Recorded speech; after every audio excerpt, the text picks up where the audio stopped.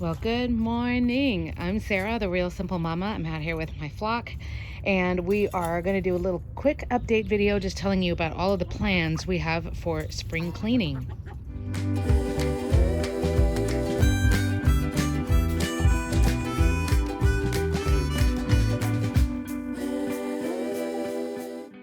Good morning. I hope everybody's doing okay. We are out here with, I know, the nastiest looking treat ever. It's Greek yogurt and fresh scrambled eggs. There's, let's see, raw garlic in there, raw tomato in there, grub terra, the black soldier fly larva that they love. And then there's cayenne and crushed red pepper. I've got my girls out here.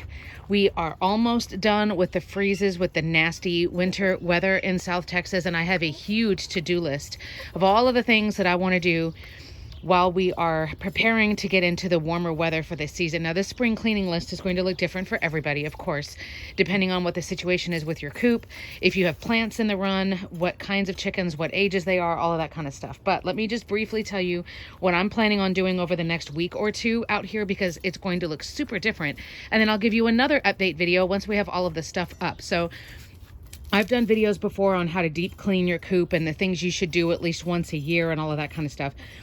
That list is sort of what I'm basing all of these things off of, but I also have some repairs and some things that just need to get out of here. So our city has a bulk pickup coming soon, which is where they will take, everything from mattresses and broken chairs and all kinds of stuff.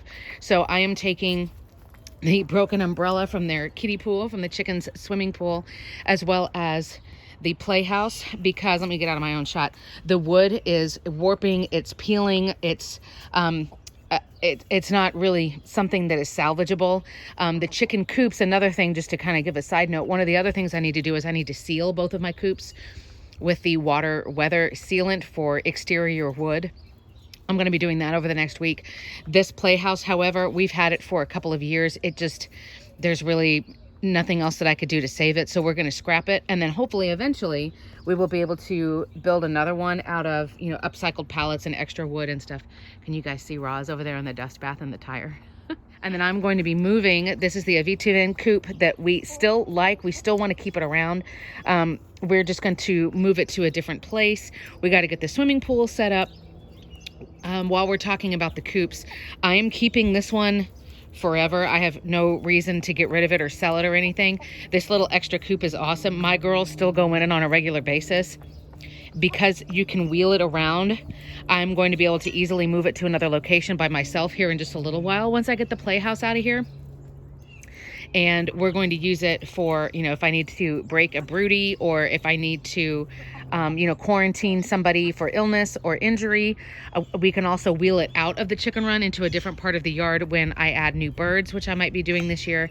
So it's just a nice little extra coop to have. But while we're talking about chicken coops, I'm going to do my deep cleaning of the coop over the next week or two. You can see that dedicated video here, but essentially I'm replacing all of the materials. I'm sealing it. I'm making sure that all of the predator proofing, as far as like the hardware cloth, for example, all of that is still intact. We need to adjust the timers of our doors, the automatic coop door, just because as the days are going to be getting longer, the door is going to close at 6:15, but the chickens are still going to be out here. So make sure you're adjusting any kind of any kinds of timers, anything like that as your days get longer, or as, of course, if you are super awesome and you do daylight savings time, hooray, then we have that coming up this weekend as well. A lot of the stuff that I'm going to be doing is also preparing us for the warmer weather. We are not hitting anything hotter than like 60 or 70 degrees Fahrenheit right now. But before it gets hot, I want to have everything in place. So that means we are going to hook up our solar fans. Again, I have a fan here in this little window and on the other side of the coop. That helps get the hot air that rises. It gets it out of there when the chickens are in there, especially during the day when they go in to lay eggs, try to keep it from getting too hot. We are going to put, I know, like I have everything like so beautiful and organized. It's like this thing thrown over here and this pile over here. So these are my tarps. I have had people ask about them before. I will put the affiliate link in the comments. Somebody's been standing up here too. But I like using tarps that are different colors, that are bright, that are pretty. You can get them online. You want to pre-measure to make sure you know what size you're getting. The other things that I will show you, if I can find the end of one. Here we go. You want the reinforced rings here, because that plastic ring will keep the tarp from ripping. Because of course, if this thing is going to be out all season in wind and rain and all of the elements, you know, the sun will crack it after a while. The reinforced really helps. I personally want one that will allow a little bit of light to get through. It will allow water to get through, because otherwise, if you think about it, if you have a tarp, something that's not solid, it's not like a sheet of metal, it's fabric or it's plastic.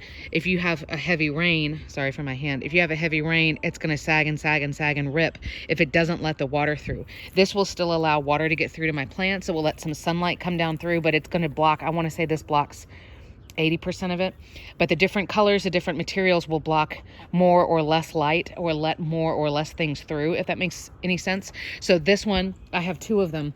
We keep them over the coop to try to help keep the coop from getting super hot.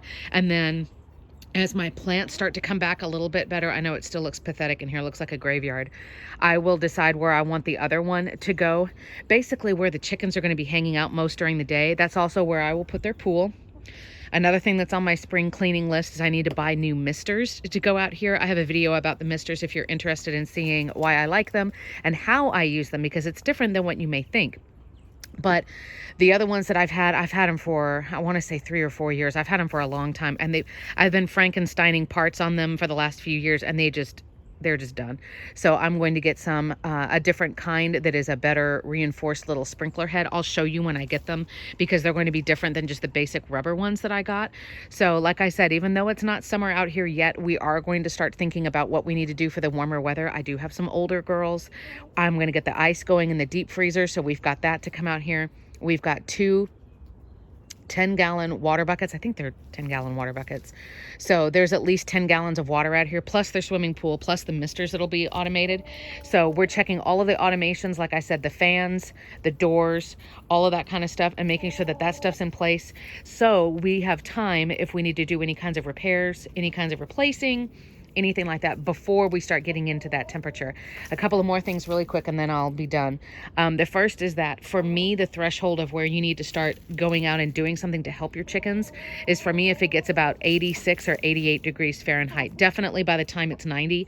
You can see this video here. If you live in an area that gets that warm, chickens do really well in cold weather. They can do fine in snow and ice and blizzards, and they're fine as long as they have food and water that doesn't freeze over, and as long as they can get somewhere out of the elements if they need to, right? Like if they don't want to stand in the snow anymore, they've got a shelter. But other than that, chickens do just fine in the cold. They just eat more. They eat more and they fluff up, and then they're good. Chickens don't have really good methods to keep themselves cool when it gets super hot. And the only chickens that I've ever lost have either been because of medical issues, you know, there was nothing I could do about it, or because they were overheated in the chicken coop. And so that is something I'm really passionate about, just teaching people about, especially if you're, like I said, somewhere that gets warm like mine. Yeah. The last thing, and this is the thing that's like, ugh, it's going to be so annoying. We have had a couple of crazy storms over the last few months that have ripped the heck out of my bird netting. You can see there's a big tear that goes all the way down there. There's a tear almost at the edge of the fence there. And so unfortunately, this is going to be super awesome. We're going to have to rip all of this down and completely redo it. I do feel passionate about bird netting. It is not the perfect solution for predators. It's not like you put up the bird netting and I don't have to do anything else. That's it. My chickens are safe. But the bird netting will completely prevent birds from being able to get in here. We're talking owls, hawks, falcons, that kind of thing. So the bird netting is not, like I said, it's not the one and done, the perfect solution, but we have had, you know, no issues with hawks, falcons, anybody ever getting my bird from the ground or from the air, excuse me. So we're going to have to rip this down and completely redo it. We start at one end and staple, and then we gradually pull it across. It is at least a 2-person job because those stakes go about 8 feet up in the air. So, but then we're going to be able to fix all of this. Again, the bird netting is not going to keep like a squirrel from coming in, or even like a raccoon or a cat from climbing over. If you've got any kinds of little gaps, if the animal is that determined, they can rip through the netting. It is nylon, but I mean, it will rip with an animal that's got teeth or claws if they're really insistent on getting in, but it will completely keep you know, any kind of aerial predator from getting in, as well as it does really minimize the squirrels coming in, or the, especially like little songbirds. Remember that other birds can give diseases or parasites to your chickens. It's a lot more likely that they get that than they would get a disease from like a mammal or something. So I definitely want to minimize that as much as possible. So that's the last thing, the annoying thing that's on our list. But otherwise, like I said, we're going to be cleaning everything out, sealing everything, and starting to prepare for the summer. So the next time you see this coop, hopefully, or you see this chicken run, things are going to start looking a lot different. The plants are going to start coming back to life. I think all of my plants made it. I've been peeling the bark off and checking, looking for that beautiful green that says, I'm alive, I'm alive. I think we've saved everybody except for maybe my hibiscus, unfortunately, which are tropicals. But other than that, things are going to be good. So we've got a lot of work to do here. Wanted to say hey to everybody. I hope you're doing well, and we'll show you what it looks like here pretty soon.